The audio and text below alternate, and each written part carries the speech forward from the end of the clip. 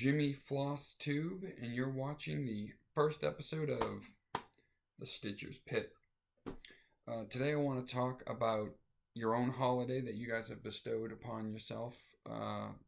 Justified or not, you just get one. Stitch Mania, since that just ended last month. No profit needed. You guys have decided that instead of spending time with family and giving presents and feasts and all that stuff that goes along with most holidays, you said, no, we're going the opposite way. We're going to lock ourselves in our house and shut off our phones for a month so we can't talk to anybody at all. No human contact. That's really what we're going for this holiday. But the idea behind it is baffling to me because it's basically you're going to start a whole bunch of projects and then later on down the road have a stroke, essentially. Like you're going to completely, stroke out and go into cardiac arrest because you have started all these projects and just you've given yourself a burden, essentially, is what it boils down to. But the more I thought about it, the more I realized that it's not about the starting and completing everything. That's not it. It's the justification for everyone to go out and spend hundreds and thousands of dollars on stitching crap. Because if you buy all that stuff, which you're gonna anyway, and you don't start it, well then it becomes a waste. It's junk. But if you at least just start it and stick it under your bed for a few years, well, it's justified because, you started it. It's a project at that point, But then I thought, let me put my belt down. Then I thought, what if once a year I went and took out all my old vintage toys that I had and had this huge war that lasted an entire month, right? He-Man fighting Optimus Prime, fighting G.I. Joe, fighting My Little Ponies. Wait, scratch that last one. Yeah, scratch that last one. It would be the greatest month ever, though. It would just be a huge war, like I'd call it Plapril, and it would go on forever, and it would be just the best time ever. And so it would justify me going out and buying more toys for the next year. So I understand it. But what I'm worried about most of all for Stitch Mania is the commercial side of it. It's like any other holiday. I don't want it to turn into a Hallmark holiday with a bunch of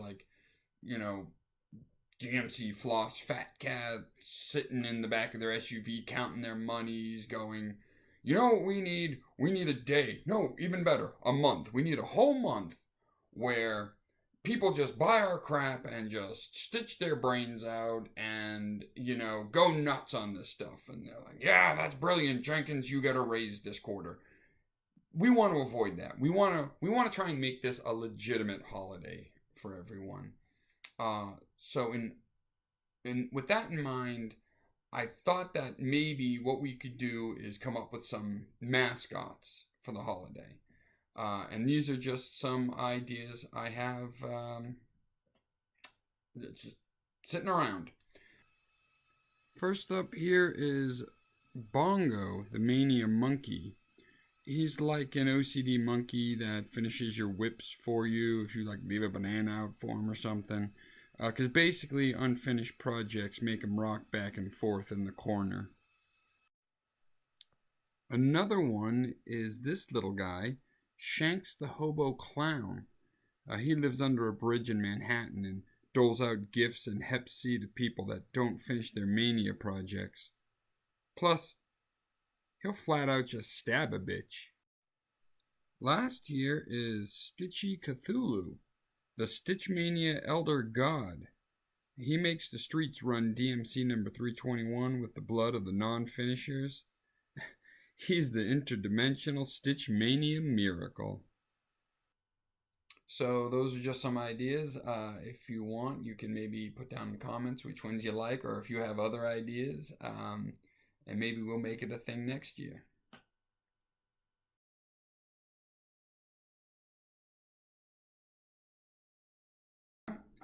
We are here with Stitching May.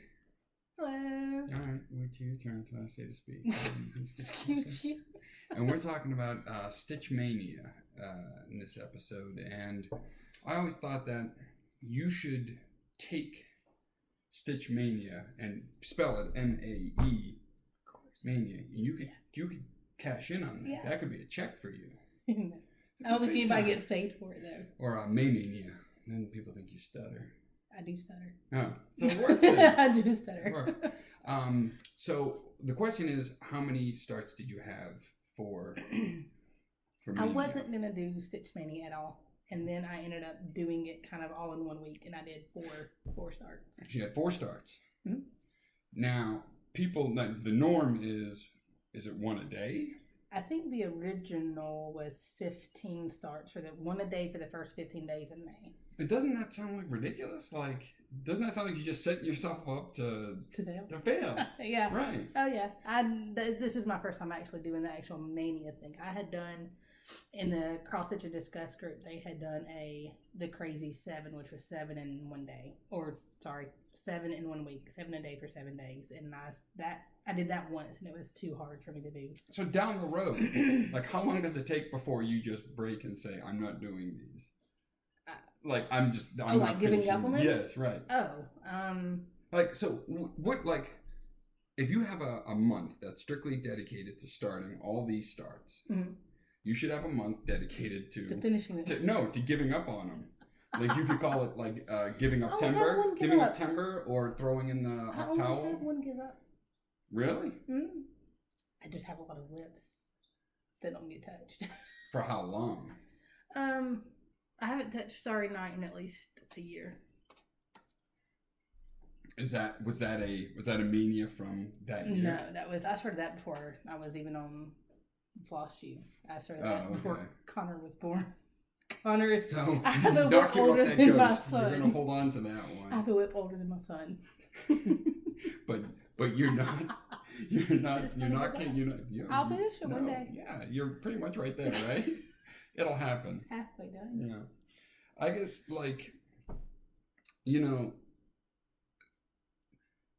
Hitler had a lot of starts and he gave up a lot, he had a lot of irons in the fire. And a lot of people followed him too. And it didn't work out well for him. I'm just saying. And a lot of people followed him. Yeah, it's true. It's true. You're like Hitler. Way to go. I didn't start Mania. No, but you start projects in Mania that you just never finish. But I guess you did it the right way. You only started 4. I wasn't going to even do that. And then your wife kind of helped get me to start one of those as well. Yeah, she does that. She's an enabler. Yeah, she's good at talking people into Just wait, stuff. You'll be doing Mania next year. Yeah, I will. Well, here I am doing a video on it anyway. But just you shouldn't quit on things. That's what Nazis do. So, the other thing I wanted to talk about was you were going to be flying to Austin. I was going to hear that when it was good. What's that? I almost didn't catch that little last sentence. What did you think I said? I don't know. Okay. It was worse. What I did was I did some research and I found 3 of the craziest airline crashes that I could find. There was a 2010 flight from the Congo that crashed because an alligator got loose in the cabin. And apparently all the people ran to the front of the plane and it nosedived and crashed. Just something to think about. Okay. Just something I so want if there's a crocodile running down the aisle, go to the back of the plane. No, you just stand there. Okay. Just stand there and just pray that the crocodile doesn't eat me. Yeah, right. But you won't. You'll die because of an alligator ate you, not because the plane crashed. Right. So which one's worse? But only a few would die with an alligator ate. Do you have an irrational fear for being eaten by an alligator the same way you have an irrational fear of crashing? No. Okay, so then stick with the alligator then. Yeah. That way you can cheat God in that one. There's another one where the pilot let his kid fly. And the kid turned off the autopilot and the thing just dove straight down. By the way, all these plane crashes, everyone died. Just something to think about. You're helping me go on this trip with your wife. You know? Yeah. But the fun thing is, you don't know this. You're apparently taking us to the airport.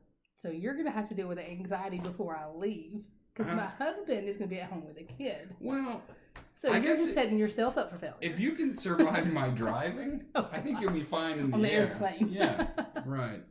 And then there was a third one, and this one was one of my favorites. There was a British flight over Mount Fuji where the pilot wanted to give the passenger a breathtaking view, so he flew in real low and hit the freaking mountain. Really? Yeah. I will not be asking for any scenic tours. Just get me there, get me on the ground, and I'm good. Anyway, this is the whole point of this thing. We've got questions sent in from all of you. Don't read them. Okay, I'm not. All of your fans all over the world, all of them have sent in questions. I picked out the best ones. Yeah, I got the best ones right here for you. Okay. We're gonna find out the answers. Oh God. What makes up Stitching Mania? Number one, if you had to choose a cross stitcher with a floss tube channel to rename, who would you rename and what would be their new handle? Like if I was to rename yours, I would call you Stitchy Nose. Stitchy Nose? Stitchy Nose, because you're always scratching my nose. Itching your nose, so you'd be Stitchy Nose. Stitchy Nose thing. Everybody does it. It's a nervous habit, I think. Mm-hmm. Yeah, I think you're a lunatic, but it's there's another habit that I have that I don't mention on my floss tube that causes me to Is it the uncontrollable flatulence? I blame that on the dog. So who would you pick? Who would you rename? Who would give someone out there a great name? I have no clue. I don't know. You have to be careful. People get their feelings hurt. Yeah. I have no clue. I really don't. Yeah, can't we don't think really of care anybody. much about hurting people's feelings here. I mean, I basically just called you Hitler, so. I know, you did. You did. But that name's already taken. And just said that Nazis did a bad job. Yeah, right. Well, they give up, you know. Don't be like the Nazis. Don't give up. See it through. I've never thought of that. Everybody seems to have their names fit them. Oh. I cannot think. Well, what's Emily's, Hers fits her eclectic possessions. Maybe dark eclectic possessions because she likes the dark stuff. Well, why wouldn't you shorten it to dark possession? Does that make it sound like she's like a Satan There worshiper then? She has read the Satanic Bible. Yeah. I'm just saying. There's a chapter in there about her. You don't know it. It's in the King James Version. All right, the second one. The second question is, you got your start through a coworker at a hospital. Is that right? Mm-hmm. And they were trying to get you guys. She was trying to get. No, actually, she didn't like me. Yeah, and I'd asked her to. Who wouldn't like you? I'd asked her to teach me to cross stitch, and she wouldn't. But then somebody else wanted to learn. So when she taught them, she had to kind of. Do you think maybe it's you? Yes. Probably is. Well, okay. So the question is: have you ever accidentally killed a patient because you were busy cross stitching instead of healing someone? No. Okay. That's liable. Do no harm. Well, do you think that less patients would die if nurses were doing their jobs instead of screwing off and cross-stitching? No, we have cameras. We're on camera. That's the only reason, though. The only reason is because it's really hard to not get caught. Yeah, it's really hard not to get caught. It's the only reason. No, usually on break. I don't get to stitch at work that often. If we have a different unit that I worked on before, we had a lot more of a lull. Once our patients were a lot more stable, and once they went to sleep, it was kind of just if they needed something they called. Okay. But now that I'm float pooled areas I'm working, it's very rare that if I ever don't take my stitching with me, we are slow. Okay. Anytime I have it with me, it's.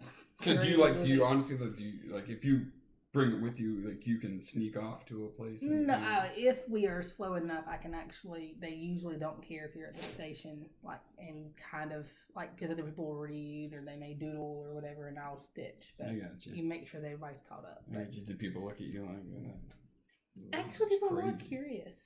Really? More people are curious. Maybe you'll be the one teaching. Then you can be the one that's like, no, I'm not teaching you. I'm not like me. I can't do that. I actually did teach somebody that. They started stitching later. All right, your fourth question. I'm getting nervous. Third question. I'm sorry. Worse or easier as they go? Oh, God. I don't know. But I tell you what, though. I definitely didn't think of these questions while sitting on the toilet earlier today. Oh, God. All right. You and M. So you're my one fan. Yes, I am the one fan that's writing these in. Oh, okay. You and M are flying to Austin, okay? In the likely event that it crashes, probably due to an alligator. Or the scenic views. Or the scenic views. If you end up on a deserted island, do you plan on eating my wife?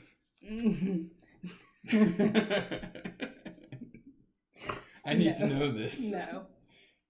That's a lie. She's too skinny. That's something. I wouldn't be able That's to live the only long enough. reason. That's the reason. She's too skinny. I wouldn't live long enough. No, we would. Well, it's still a few months away. I can fatten her up for you if you want. We would survive together. Really? We would. I guess if you guys had She needles. Would pray to Satan. We'd be okay. Satan's not always the answer. You should know that. All right. The fourth one. Okay. You have a Stony Creek Towel of the Month, and the March towel had shamrocks on it, right? And you're doing the 99 bottles. Does your Irish heritage play a factor in you picking out these horribly racist stitches that you're doing with your bottles and your drunk Irich heritage and your shamrocks? No, it doesn't.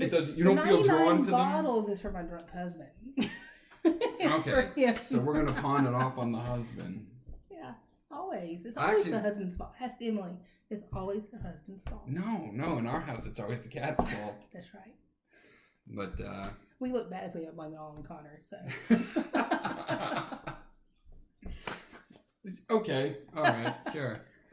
Finally, your last question is: if you had to fight a famous person from history, alive or dead, for 3 2-minute rounds, who would you fight and why? I guess the Nazis. They give up. All of them collectively? No. Or would they line up, or would you just take them all on like Hulk style? I am not a good fighter. Physically fight or like with words? Because I'm not a physical fighter at all. But if you get me angry enough, I can. So you're gonna berate someone. Yeah, with your word. I'll just make him cry. So would the answer be different if it was a physical fight as opposed to a verbal fight? Probably. I think somebody that's not as smart. All right. Well, then who would you physically fight and who would you verbally fight? And you can't say Connor. I'm a lover, not a fighter. I don't know. I'm not. You have to. You have to do this. I have to do it. Yes. This is your life is depending on this. I can't even.